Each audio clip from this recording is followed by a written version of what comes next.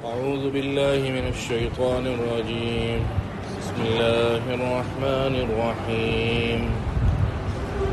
ألف لام را تلك آيات الكتاب المبين إنا أنزلناه قرآنا عربيا لعلكم تعقلون. نحن نقص عليك أحسن القصص بما أوحينا إليك هذا القرآن وإن كنت من قبله لمن الغافلين. إذ قال يوسف لأبيه يا أبت إني رأيت 11 كوكبا والشمس والقمر رأيتهم لي ساجدين. سورہ یوسف قرآن مجید کی ان صورتوں میں سے ہے کہ جن صورتوں کے اندر انبیاء کے قصے بیان ہوئے. پچھلی صورت سے اس کا ربط اور جوڑ تو بالکل واضح ہے، اس طور پر کہ پچھلی صورت سورہ یونس کے اندر، سورہ ہود کے اندر انبیاء کے قصے اور ان کے متعلق مضامین کا ذکر تھا، اور سورہ یوسف کے اندر بھی اللہ کے برگزیدہ پیغمبر اور نبی اور حضرت ابراہیم علیہ السلام کے پڑ پوتے اور حضرت اسحاق علیہ السلام کے پوتے حضرت یوسف علیہ السلام کا ذکر ہے. یہ مکی صورت ہے، اور مکی صورت کی تعریف آپ کو پتہ ہے. جو ہجرت سے پہلے جتنی صورتیں نازل ہوئیں وہ ساری کی ساری صورتیں مکی ہیں. صرف 4 آیتیں ایسی ہیں اس کے اندر کہ جو مکی نہیں ہیں، لیکن اکثریت کی وجہ سے سورہ یوسف کو مکی صورت ہی کہا جاتا ہے. قرآن مجید کی کل صورتوں کی تعداد 114 ہے. 114 میں سے 86 صورتیں مکی ہیں اور باقی 28 صورتیں مدنی ہیں. 28 اور 86 114 بنتے ہیں. اس کو یاد رکھنے کا آسان ترین طریقہ یہ ہے کہ ہم میں سے ہر شخص جانتا ہے کہ سورۃ البقرہ کی کل آیات کتنی ہیں؟ 286. سورہ بقرہ کی کل آیات 286. تو شروع کے 286 کے 3 عدد میں سے 2 عدد 28 لیے جائیں تو یہ مدنی صورتوں کی تعداد ہے، اور 286 میں سے آخری 2 عدد لیے جائیں یعنی 86، یہ مدنی صورتوں کی تعداد ہے. مکی صورتوں کی تعداد 28 صورتیں مدنی اور 86 صورتیں مکی. ابتدا اللہ تعالیٰ کے اس کلام کی صورت سورہ یوسف کی حروف مقطعات سے ہو رہی ہے. حروف مقطعات سے جن صورتوں کا قرآن مجید میں آغاز ہے ان صورتوں کی تعداد 19 ہے. اور حروف مقطعات ایک حرف کے بھی ہوتے ہیں، جیسے نون، قاف ایک حرف کے. 2 حرف کے بھی ہوتے ہیں جیسے حامیم، طاسین. اور 3 حرف کے بھی ہوتے ہیں جیسے الف لام میم، الف لام را. 4 حرف کے بھی ہوتے ہیں جیسے الف لام میم صاد. اور 5 حرف کے بھی ہوتے ہیں جیسے کاف ہا یا عین صاد. تو حروف مقطعات ان کے معنی کیا ہیں؟ ان کے معنی آپ کو پہلے بتائے جا چکے ہیں کہ اس کا معنی، مطلب اور مفہوم ہے اللہ عالم بمرادہ، کہ اللہ تعالیٰ اس کی مراد، معنی اور مفہوم بہتر جانتے ہیں. اگرچہ حروف مقطعات کے کچھ معنی بعض مفسرین نے بیان کیے ہیں، لیکن راجح قول جمہور مفسرین کا یہی ہے کہ اس کے معنی اللہ ہی کو پتہ ہے. اور بعض روایات سے اس بات کا بھی ثبوت ہے کہ اللہ کے ساتھ اللہ نے یہ راز کی بات اپنے نبی کو بھی بتائی ہے، لیکن یہ بات اللہ اور اس کے نبی کے درمیان راز ہے. اس کے علاوہ کسی انسان اور بشر کو اس کے علم نہیں. اور جن علماء اور جو مفسرین نے اس کے معنی مطلب بیان کیے ہیں انہوں نے اپنے ذوق کے اعتبار سے، بعض نے کچھ اپنے صحابہ کے اثر ان کے پاس تھے اس وجہ سے بیان کیے ہیں، لیکن در حقیقت اس کے معنی یہی ہے کہ اللہ عالم بمرادہ. سورت کا نام سورہ یوسف ہے. یوسف دراصل عبرانی زبان کا لفظ ہے. عربی زبان کے علاوہ جو زبان مصر کے اندر رائج تھی وہ عبرانی تھی. جب حضرت یوسف پیدا ہوئے تو ان کی والدہ حضرت راحیلہ نے، ان کی والدہ کا نام راحیل تھا، راحیل نے اپنے بیٹے کا نام عبرانی زبان میں یوسف رکھا. یوسف کا مطلب یہ ہے کہ مزید، مور. یعنی اس کا مطلب ان کی والدہ کے کہنے کا یہ تھا کہ اللہ مجھے مزید بیٹے اور دے گا یوسف کے علاوہ، تو انہوں نے اس کا نام یوسف رکھا۔ حضرت یوسف کے بارے میں صحیح حدیث کے اندر ہے کہ اللہ کے نبی صلی اللہ علیہ وسلم نے ان کے بارے میں فرمایا الکریم ابن الکریم ابن الکریم ابن الکریم، کہ یہ وہ کریم ہے کہ جو کریم کا بیٹا ہے، کریم کا پوتا ہے اور کریم کا پڑ پوتا ہے۔ کیسے؟ اس لیے کہ یوسف ابن یعقوب ابن اسحاق ابن ابراہیم، یہ بڑی قیمتی بات ہے۔ آپ حضرات یہ ڈیسکوں کے اندر اس میں لگ جائیں گے، پھر آپ کو بعد میں سمجھ میں نہیں آئے گا، پہلے سے تیاری کر کے رکھیں تاکہ کوئی بات چھوٹنے نہیں پائے آپ سے۔ یوسف ابن یعقوب ابن اسحاق ابن ابراہیم، گویا کہ دادا بھی نبی، والد بھی نبی اور رسول، اور پردادا بھی بڑے اللہ کے برگزیدہ پیغمبر اور اولو العزم اور رسول کے اندر سے۔ الف لام را، اللہ تعالیٰ اس کی مراد مفہوم بہتر جانتا ہے۔ تلک آیات الکتاب المبین، یہ آیتیں ہیں اس کتاب کی جو کتاب واضح ہے، یعنی جس کتاب کے احکامات حلال اور حرام کے اعتبار سے واضح ہے۔ انا انزلناہ، بلا شبہ ہم نے اس کو نازل کیا ہے، قرآن مجید کو، عربیًا عربی زبان میں، لعلکم تعقلون، تاکہ تم سمجھو۔ سورہ یوسف بڑی قیمتی اور دنیا کے اندر آئلی نظام کے طور پر، معاشی نظام کے طور پر، اقتصادی نظام کے طور پر، الغرض دنیا کے جتنے شعبے ہیں ان سب کے اوپر محیط یہ بہترین صورت ہے۔ اپنوں کی سازشوں سے پریشان ہے، سورہ یوسف پڑھیے، سازشیں ختم ہو جائیں۔ غیروں کی کردار کشی سے پریشان ہے، جو آپ کے بار بار کردار کشی کرتے ہیں، سورہ یوسف پڑھیے، سارے اللہ تعالیٰ ساری اصلیت سامنے کر دے گا۔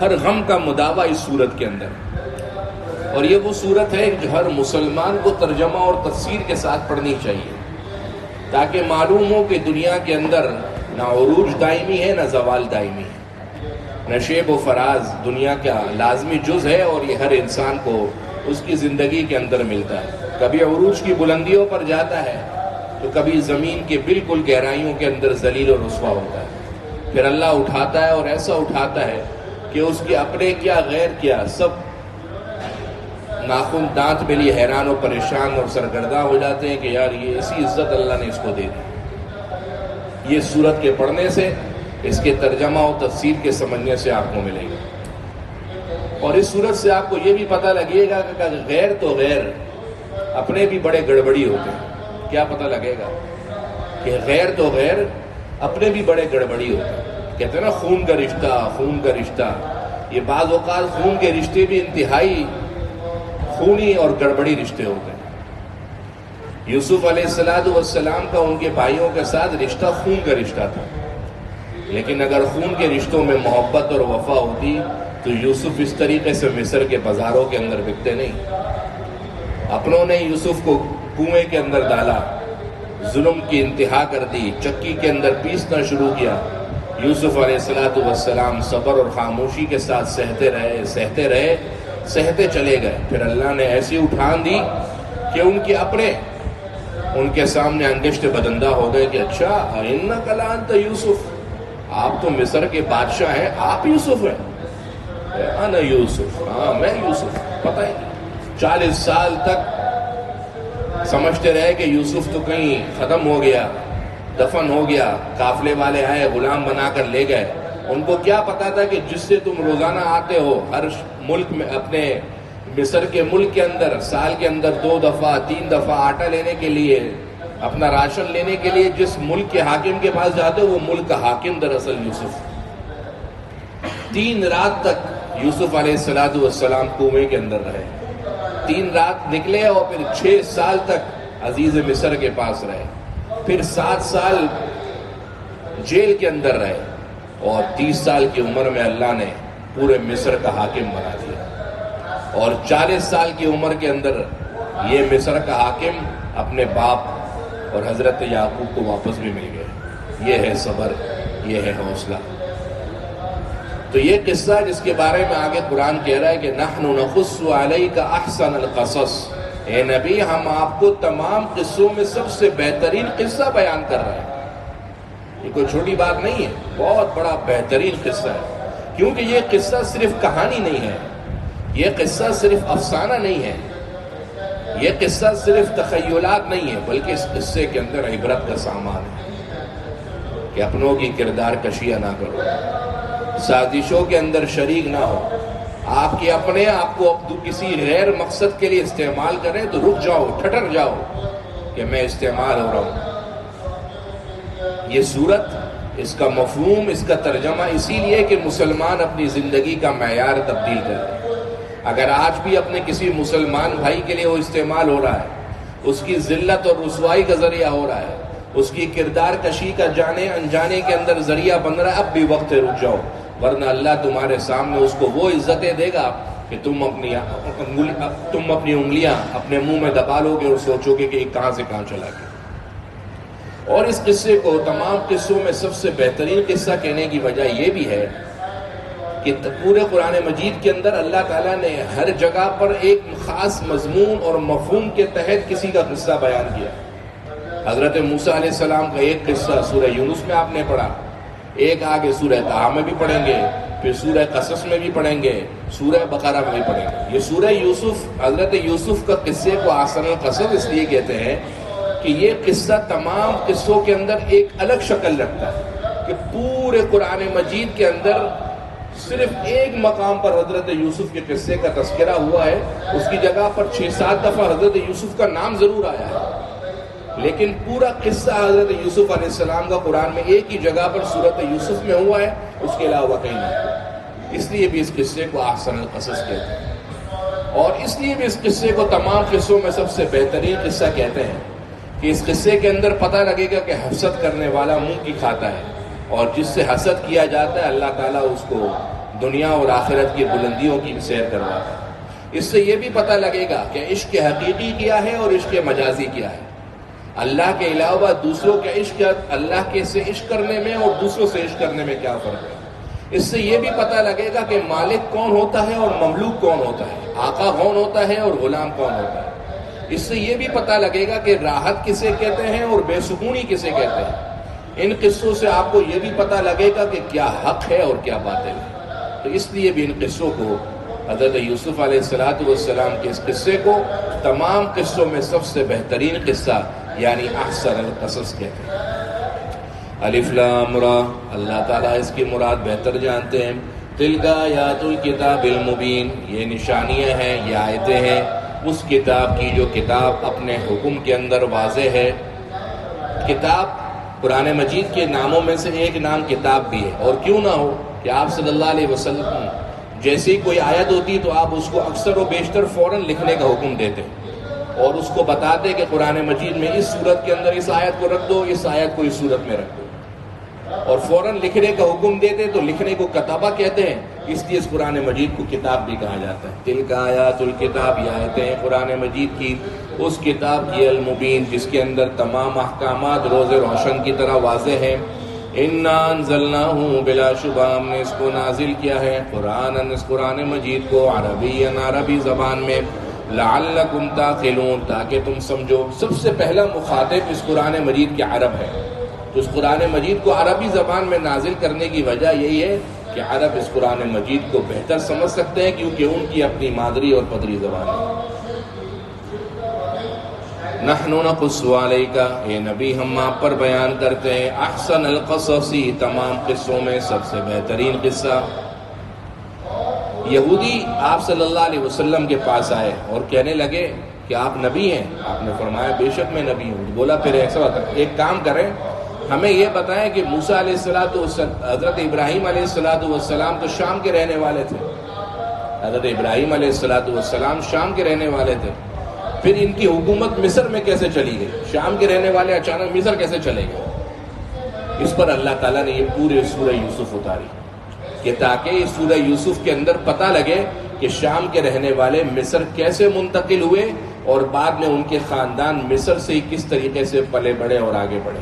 یہ پورے قرآن مجید کی سورت شان نزول اس کا یہ ہے کہ جو یہودیوں نے آپ صلی اللہ علیہ وسلم سے سوال کیا تھا۔ شان نزول کا مطلب یہ ہوتا ہے کہ یہ سورت کس پس منظر میں اتاری گئی، اس کو شان نزول کہتے ہیں۔ تو اس سورت کا پس منظر یہ شان نزول ہے جو میں نے آپ کو بتایا۔ نحن نقص علیک، ہم آپ پر بیان کرتے ہیں احسن القصص، تمام قصوں میں سب سے بہترین قصہ، بما اوحینا الیک ھذا القرآن، اس سبب سے کہ ہم نے یہ قرآن مجید آپ کی طرف نازل کیا ہے، بھیجا ہے۔ وَإِن كُنتَ مِن قَبْلِهِ، اگرچہ آپ اس سے پہلے لَمِنَ الْغَافِلِينَ، بے خبر تھے، کیونکہ آپ صلی اللہ علیہ وسلم امی تھے، آپ کا کوئی استاد تو نہیں تھا، اور اس کے باوجود یہ قرآن مجید کے اندر سورہ یوسف کا ایک بہترین ترتیب اور پس منظر کے ساتھ نازل ہونا اس بات کا ثبوت ہے کہ یہ واقعتاً اللہ کے نبی ہیں، کیونکہ نہ ان کا کوئی استاد ہے، امی ہیں، ان پڑھ ہیں، امی کا اردو ترجمہ ان پڑھ ہے، اس کے باوجود یہ قصہ بتا رہے ہیں، یہ جو اس بات کی واضح نشانی ہے کہ اللہ کے نبی ہیں۔ نحن نقص علیک احسن القصص، ہم یہ قصہ آپ پر بیان کرتے ہیں جو تمام قصوں میں سب سے بہترین ہے، بما اوحینا الیک ھذا القرآن، اس سبب سے کہ ہم نے یہ قرآن آپ کی طرف اتارا ہے۔ وَإِن كُنتَ مِن قَبْلِهِ، اگرچہ آپ اس سورت کے اترنے سے پہلے لَمِنَ الْغَافِلِينَ، غافلوں میں سے تھے، بے خبر لوگوں میں سے تھے کہ آپ کو اس قصے کا علم نہیں تھا۔ قصہ کیا ہے؟ حضرت یوسف علیہ السلام کے والد حضرت یعقوب کے کل 12 بیٹے تھے۔ 10 بیٹے پہلی بیوی سے تھے، اس بیوی کا نام تھا لیہ بنت لیان، اس بیوی کا نام تھا لیہ بنت لیان، اس سے 10 بیٹے تھے۔ جب لیہ بنت لیان کا انتقال ہوا تو آپ نے اپنی سالی محترمہ یعنی حضرت لیہ بنت لیان کی بہن حضرت راحیل بنت لیان سے نکاح کیا، اور حضرت راحیل بنت لیان سے اللہ تعالیٰ نے 2 اولادیں دی، ایک کا نام یوسف ہے جس کا اردو ترجمہ مزید ہے، اور ایک کا نام بنیامین ہے۔ بنیامین کا مطلب داہنا ہاتھ، سیدھا ہاتھ، جو باپ کی قوت سمجھا جاتا ہے، بنیامین۔ تو یہ حضرت یوسف علیہ السلام کا گویا ایک حقیقی بھائی تھا اور 10 سوتیلے بھائی تھے۔ 10 سوتیلے بھائیوں میں سب سے بڑا بھائی یہودا تھا، اس کا نام یہودا تھا، اور حضرت یوسف کے اپنے سگے بھائی کا نام بنیامین تھا۔ گویا حضرت یعقوب کے کل 12 بیٹے تھے، جو آگے جا کر حضرت یعقوب کا لقب چونکہ اسرائیل تھا، بنی اسرائیل جو کہلاتے ہیں، یہ بنی اسرائیل حضرت یعقوب کے یہ 12 بچے ہیں، یہ جو 12 بیٹے ہیں آگے جا کر الگ الگ 12 لوگ بن گئے، اور 12 طریقوں سے ان کی نسلیں آگے چلی۔ اذ قال یوسف لابی، جب یوسف نے اپنے والد سے کہا، ان کے والد کا نام حضرت یعقوب ہے، انی رأیت، بلا شبہ میں نے دیکھا ہے، 11 کوكبا، 11 ستاروں کو، والشمس، اور سورج کو، والقمر، اور چاند کو، رأیتہم، میں نے ان کو دیکھا ہے، لی ساجدین، وہ مجھے سجدہ کر رہے ہیں۔ پس منظر یہ کہ حضرت یعقوب علیہ السلام کو سب سے بعد میں آنے والے بیٹے حضرت یوسف سے بڑی محبت تھی، اور یہ محبت کا مطلب یہ نہیں ہے کہ محبت ایسی تھی کہ باقی بیٹوں کو نقصان پہنچایا جاتا تھا یا باقی بیٹوں سے محبت نہیں تھی، بلکہ چونکہ تمام بیٹوں میں سب سے چھوٹے تھے تو دلی طور پر محبت کا لگاؤ زیادہ تھا۔ اگر آپ میں سے کوئی شخص اپنے ایک بیٹے سے محبت زیادہ کرتا ہے تو یہ گناہ نہیں ہے، ہاں محبت زیادہ ہونے کی بنا پر اس کو دیتا بھی زیادہ ہے، اس کو نوازتا بھی زیادہ ہے، ہدیہ بھی اسی کو زیادہ دیتا ہے، انعامات بھی اسی کو دیتا ہے، اور دوسرے کے ساتھ کم سلوک کرتا ہے۔ شریعت میں یہ منع اور گناہ کے زمرے میں آتا ہے۔ بیٹیوں کا تو ہے ہی کہ بیٹیوں کو اور بیٹوں کے ساتھ برابر سلوک کرنا چاہیے، لیکن اگر صرف لڑکے ہیں تو صرف لڑکوں میں سے بھی ہر لڑکے کے ساتھ برابر کا سلوک کرنا یہ شریعت کا حکم ہے۔ آپ کسی ایک بیٹے سے قلبی طور پر محبت زیادہ کر سکتے ہیں، دلی طور پر لگاؤ زیادہ ہو سکتا ہے، لیکن اس دلی طور پر لگاؤ زیادہ ہونے پر اس کو انعامات کی بارش کر دینا اور دوسرے کو محروم کر دینا یا دوسرے کو کم کر دینا یہ شرعاً جائز نہیں۔ آپ صلی اللہ علیہ وسلم نے حضرت نعمان آپ کے پاس آیا اور کہنے لگے کہ میں نے اپنے اس بیٹے کو اپنے اس لڑکے کو ایک غلام ہدیہ دیا ہے، آپ اس کے لیے برکت کی دعا فرما دیں۔ آپ نے فرمایا اور بیٹوں کو بھی دیا ہے؟ بولا نہیں اور بیٹوں کو نہیں دیا. بولا میں گناہ کے کام میں شریک نہیں ہوتا. گناہ ایک بیٹے کو دے رہا ہے دوسرے کو نہیں دے رہا, گناہ. تو یہ جو محبت تھی یہ دلی طور پر زیادہ تھی. جیسے آدمی اگر ایک سے زیادہ شادیاں کرے تو سب بیویوں سے برابری کرنے کا حکم ہے, لیکن دلی طور پر کسی سے محبت زیادہ ہو تو اس پر کوئی پکڑ نہیں ہے. حضور نے خود فرمایا کہ دلی طور پر مجھے عائشہ سے محبت زیادہ ہے. چونکہ محبت دلی طور پر ہے تو اللہ کی طرف سے پکڑ نہیں ہے. ہاں, محبت زیادہ ہونے کی بنا پر زیادہ ایک کو دے دینا, دوسرے کو محروم رکھنا یا کم کر دینا, یہ شرعاً جائز نہیں. حدیث شریف میں آیا قیامت کے دن اس حال میں آئے گا وَشِقُّهُ مَائِلٌ, جسم کا ایک دھرا ایک طرف کو جھکا ہوا ہوگا, فالے زدہ ہوگا. کہ دنیا کے اندر اپنی کسی اولاد کو نقصان پہنچانے کے لیے ایک کو زیادہ کسی کو کم کرتا تھا, یا اپنی بیویوں کے اندر ایک کو زیادہ ایک کو کم کرتا تھا, تو اس کا نقصان یہ ہوگا. تو حضرت یعقوب علیہ السلام کی دلی طور پر محبت حضرت یوسف سے زیادہ تھی, اور تمام بچوں کو اس پر حسد ہوتا تھا کہ ہمارے ابا حضرت یوسف کا بڑا خیال کرتے ہیں. اس دوران حضرت یوسف نے خواب دیکھا, اور خواب بھی بڑا عجیب دیکھا. دیکھا کہ 11 ستارے ہیں اور ایک سورج ہے اور ایک چاند ہے, یہ سب مجھے سجدہ کر رہے ہیں, یہ سب سجدہ کر رہے ہیں. ایک بات یاد رکھیے, خواب انبیاء کے حجت ہیں. انبیاء کے خواب کیا ہیں؟ وحی ہیں. انبیاء کی جو وحی ہوتی ہے اس میں اکثر و بیشتر یا بعض اوقات کچھ حصہ خواب کے اوپر بھی مشتمل ہوتا ہے, کیونکہ انبیاء ہر قسم کے شیطانی تصرفات اور دخل اندازی سے پاک ہوتے ہیں, لہٰذا ان کی نیند کے اندر خواب کے اندر بھی آنا وحی الہی ہے. اور انبیاء کے خواب کی تعبیر میں عموماً رد و بدل بھی نہیں ہوتا, جیسے دیکھتے ہیں ویسے ہی ہوتا ہے. عام حضرات کے تو خواب کی تعبیر میں فرق ہوتا ہے. ایک شخص نے خواب دیکھا کہ میں اذان دے رہا ہوں. تعبیر پوچھنے والے کے پاس گیا تو اس نے کہا کہ تو چوری کرے گا, تو چوری کرے گا. دوسرا شخص آیا, اس نے کہا کہ میں نے خواب دیکھا ہے کہ میں اذان دے رہا ہوں. تو خواب کی تعبیر دیکھنے والے نے کہا کہ تو ایک دن حج کو جائے گا. دونوں کے خواب ایک ہی, دونوں نے خواب ایک ہی دیکھا کہ اذان دے رہے, لیکن دونوں کی تعبیروں میں فرق ہے. اور تعبیر میں فرق کیسے ہے؟ دونوں کی اذان میں فرق ہے. ایک بندہ جو پہلا آیا تھا وہ فاسق فاجر گنہگار تھا, اور گنہگار کی اذان دینے کا مطلب 13ویں پارے میں آگے آ رہا ہے, اگلی کچھ میرے خیال میں 40-45ویں آیت کے اندر کہ ثم اذن مؤذن, ایک مؤذن نے آواز دی ایتھا العیر انکم لسارقون, قافلے والو تم چور ہو. اس سے اخذ کیا کہ چونکہ یہ بھی فاسق فاجر ہے تو یہ چوری کرے گا. اور جو شخص نیکوکار تھا, سعید تھا, اس نے جب خواب میں دیکھا اذان دی تو اس کی تعبیر دی کہ تو حج کرے گا. کیوں؟ 17ویں پارے میں سورۃ الحج کے اندر اللہ نے حضرت ابراہیم سے کہا وَأَذِّن فِي النَّاسِ بِالْحَجِّ, لوگوں کے اندر آواز لگا دیجیے, اذان دیجیے کہ حج کی پکار ہے, آ جائیں لوگ اللہ کے گھر حج کرنے کے لیے. چونکہ حضرت ابراہیم نیکوکار و صالح تھے, اور یہ پوچھنے والا بھی نیکوکار صالح, تو انشاءاللہ قریب ہی حج کو جائے گا. تو انبیاء کے خواب حجت ہوتے ہیں, اور انبیاء کے جو خواب ہوتے ہیں ویسے ہی ہوتے ہیں. ان کی تعبیر کے اندر بعض اوقات ہلکا پھلکا ہوتا ہے, لیکن زیادہ فرق نہیں ہوتا. اور اس میں یہ نہیں ہے کہ جو فاسق فاجر خواب دیکھے گا وہ جھوٹا ہی ہوگا, کوئی ضروری نہیں ہے. بعض اوقات فاسق فاجر کا خواب بھی فاسق فاجر کا خواب بھی صحیح ہوتا ہے. کسرا نے حضور کی پیدائش کا خواب دیکھا تھا, صحیح نکلا. حضور کی پھپھی حضرت عاتقہ نے حالت کفر کے اندر خواب دیکھا تھا, صحیح نکلا. حالانکہ عاتقہ اس وقت کافرہ تھی اور کسرا تو تھا ہی کافروں کا سردار. تو بعض اوقات کافر کے فاسق فاجر کے خواب بھی سچ ہوتے ہیں. خواب کی 3 قسمیں ہیں. ایک خواب ہوتا ہے سراسر شیطانی تصرفات. اب ظاہر ہے انسان رات کو حلق تک میکڈونلڈ کا برگر اور KFC کا برگر کھائے گا تو خواب میں قرآن و حدیث تو دیکھنے سے ہے.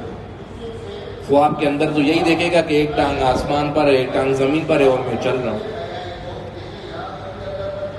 تو بعض جو خواب کی 3 قسموں میں سے پہلی قسم وہ ہوتی ہے جو خواب صرف شیطانی تصرفات ہوتا ہے, صرف شیطانی تصرفات, اس میں کسی کا عمل دخل نہیں ہوتا, سراسر شیطانی بات.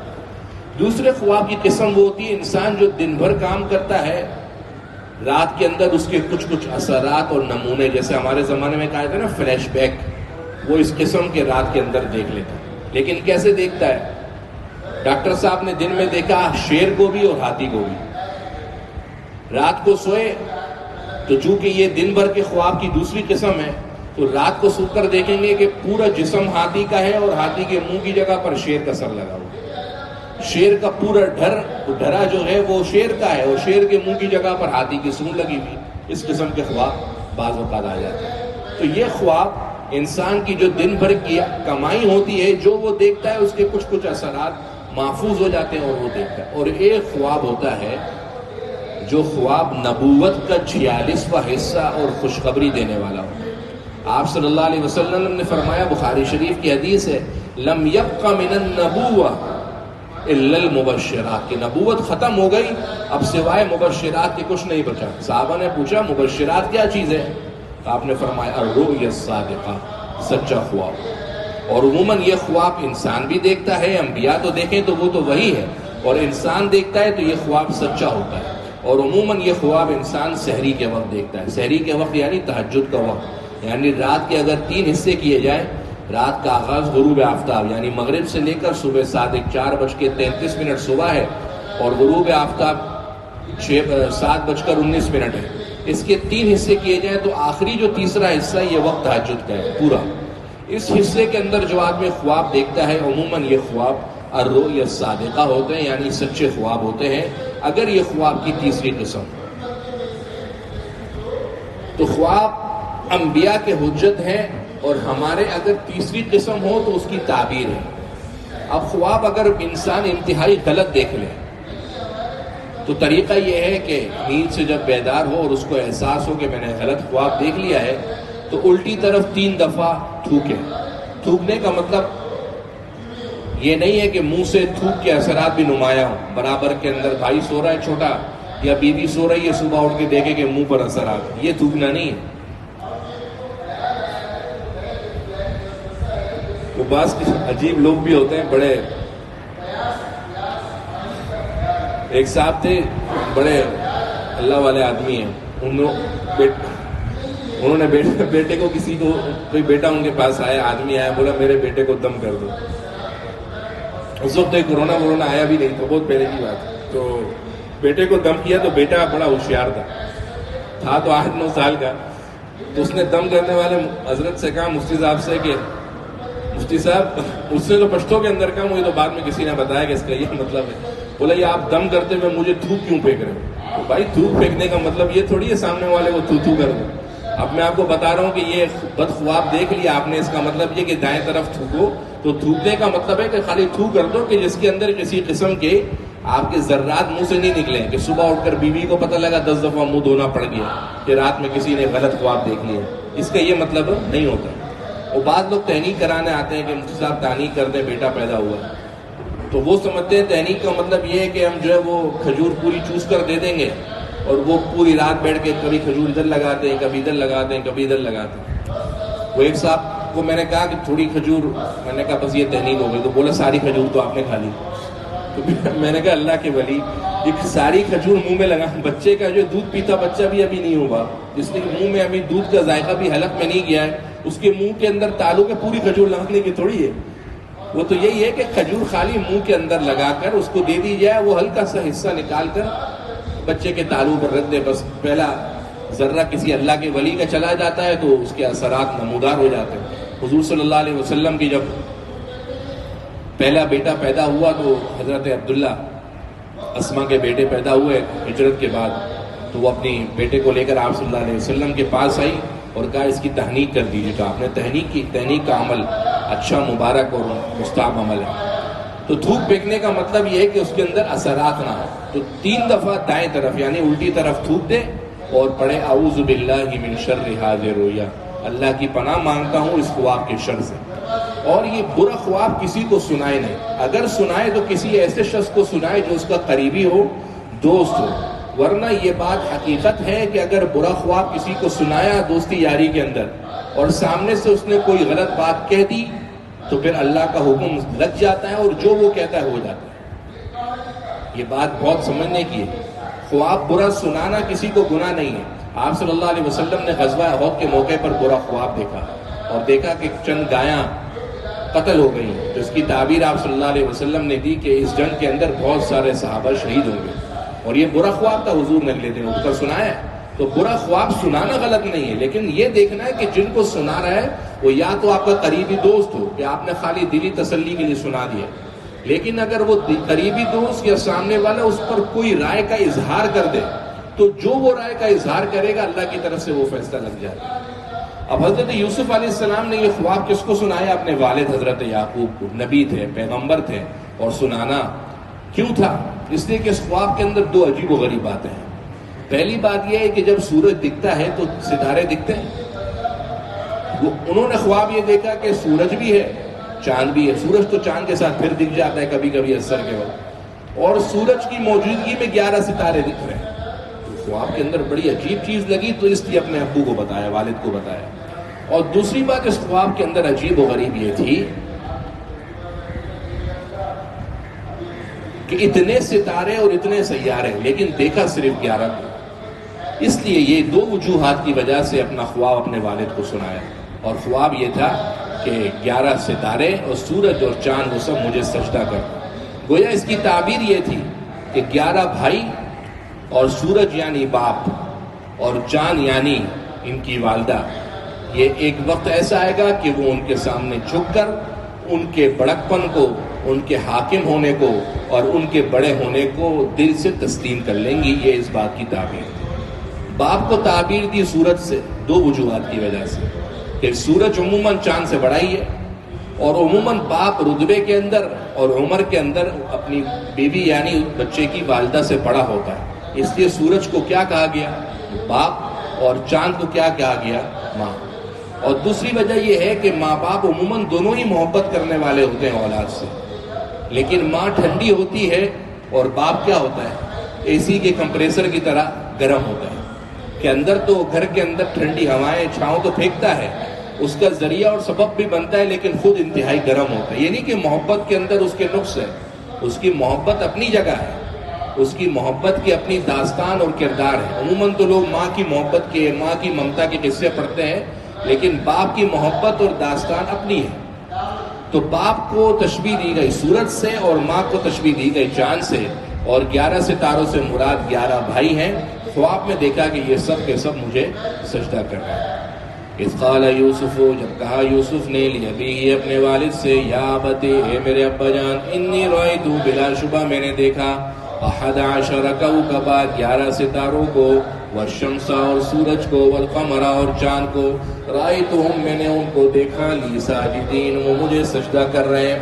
قال, وہ کہنے لگے, یا بنیا, اے میرے پیارے سے بیٹے, لا تقصص رؤیاک علی اخوتک, یہ خواب ذکر مت کرنا, لا تقصص, ذکر مت کرنا, قصہ مت سنانا, رویا کا, اپنے اس خواب کا, علی اخوتی کا, اپنے بھائیوں کو. کیوں؟ فیکیدو, وہ سازشیں کریں گے, لکا, تیرے لیے, کیدن, سازشیں کرنا. ان الشیطان, بلا شبہ شیطان, للانسان, انسان کے لیے, عدو مبین, کھلا دشمن ہے. حضرت یعقوب کی جو 12 بیٹے تھے, حضرت یوسف کے علاوہ 11 تھے تو خاندان نبوت کے, اگرچہ یہ نبی نہیں تھے. یہ 11 بیٹے نبی نہیں بنے, لیکن چونکہ گھرانہ نبوت کا تھا تو پتا تھا کہ اگر تم نے یہ خواب اپنا ان بھائیوں کو سنا دیا نا, تو چونکہ یہ نبوت کے خاندان کے لوگ ہیں, فوراً خواب کی تعبیر سمجھ جائیں گے کہ اس خواب کی تعبیر آگے جا کر کیا ہے, لہذا ہرگز یہ خواب تم اپنے بھائیوں کو نہیں سنا. اس سے یہ معلوم ہوتا ہے کہ اگر کسی شخص کے متعلق یہ ہو کہ بھائی وہ شخص شر پہنچائے گا, برائی کرے گا, تو اس کی غیبت کرنا شرعاً جائز ہے. ایک شخص ہے, اس کے بارے میں مشہور ہے کہ بھائی وہ شخص دوسرے کو نقصان پہنچاتا ہے, اور آپ کا مسلمان بھائی اسی کے ساتھ کوئی کام کرنے کے لیے جا رہا ہے, تو آپ اس کو روک سکتے ہیں اور صراحتاً اس کی غیبت بھی کر سکتے ہیں کہ بھائی فلانے صاحب ہیں, حاجی صاحب ہیں, ان کے پاس مت جانا, وہ آپ کا کام بگاڑ دیں. اس آیت سے ثبوت ہے کہ غیبت کی, لیکن یہ غیبت جائز غیبت ہے, بلکہ یہ غیبت واجب غیبت ہے, یعنی اس کو کرنا کا واجب ہے تاکہ آپ کا مسلمان بھائی ان مسلمان بھائی کے خوف اور شر سے محفوظ ہو جائے. اور اس سے یہ بھی پتہ لگا کہ حکمت بھی کوئی چیز ہے. ضروری نہیں ہے کہ ہر چیز کا تذکرہ اور ڈنڈورا آدمی دنیا کے اندر پیٹتا رہے. اپنی کوئی خوشی کی خبر دے گی، فیس بک واٹس ایپ اسٹیٹس لگا دیے. اچھی جگہ گھومنے گئے، فیس بک واٹس ایپ پر اسٹیٹس لگا دیے. پاکستان ٹور پر اچھے مقامات کی سیر کرنے کے لیے گئے، پوری دنیا کو اسٹیٹس لگا کے بتا دیا کہ ہم اچھی جگہ کی سیر کر رہے ہیں. یہ جو نعمتیں ہوتی ہیں ان کو چھپانا چاہیے. حدیث شریف میں آتا ہے کہ اپنی نعمتوں کو چھپایا کرو. فَإِنَّ كُلَّ ذِي نِعْمَةٍ مَحْسُودٌ. یہ جو نعمت والے لوگ ہوتے ہیں ان سے حسد بہت کیا جاتا ہے. تو لوگ خام بخام میں آپ کی حسد کریں گے، آپ کے پیٹھ پیچھے باتیں کریں گے، تو کیا ضرورت ہے؟ حکمت سے کام لیا جائے اور لوگوں کے درمیان اپنی کامیابیوں کے تذکرے نہ کیے جائیں. کیونکہ آپ اگر لوگوں کے درمیان اپنی کامیابی کے تذکرے کریں گے، خواہ وہ آپ کے خلاف ہو جائیں گے، خواہ آپ ان کو موقع دیں گے وہ آپ کے پیچھے پڑ جائیں. تو اسی طریقے سے حضرت یعقوب علیہ السلام نے اپنے بیٹے حضرت یوسف سے کہا، یوسف اپنا ہی میرے بیٹے، اس خواب کا ذکر تم کسی دوسرے سے مت کرنا ورنہ وہ تمہارے لیے سازشیں کریں. قال، وہ کہنے لگے، یا بنی، میرے پیارے سے بیٹے، لا تقصص رؤیاک علی اخوتک، اپنے اس خواب کا ذکر تم اپنے بھائیوں سے مت کرنا. ویسے تو ان کے 10 بھائی جو دوسرے تھے سوتیلے، وہ 10 بھائیوں سے مسئلہ تھا. بنیامین تو ان کا حقیقی بھائی تھا، لیکن چونکہ وہ عمر کے اندر چھوٹا تھا تو اس لیے عمر میں چھوٹا ہونے کی وجہ سے کہیں وہ یہ راز کی بات خواب ان پر ظاہر نہ کر دے، اس لیے روکا گیا. لا تقصص، مت بتانا، رؤیاک علی اخوتک، اپنا یہ خواب دوسرے بھائیوں پر، فیکیدوا لک کیدا، وہ تمہارے ساتھ سازشیں کریں گے. کیوں؟ کیونکہ ان کے ساتھ شیطان لگا ہوا ہے. جب شیطان لگا ہوا ہے تو شیطان ان کو مجبور کرے گا، اور یہ بات تو واضح ثبوت ہے، ان الشیطان، بلا شبہ شیطان، للانسان عدو مبین، انسانیت کے لیے کھلا دشمن ہے.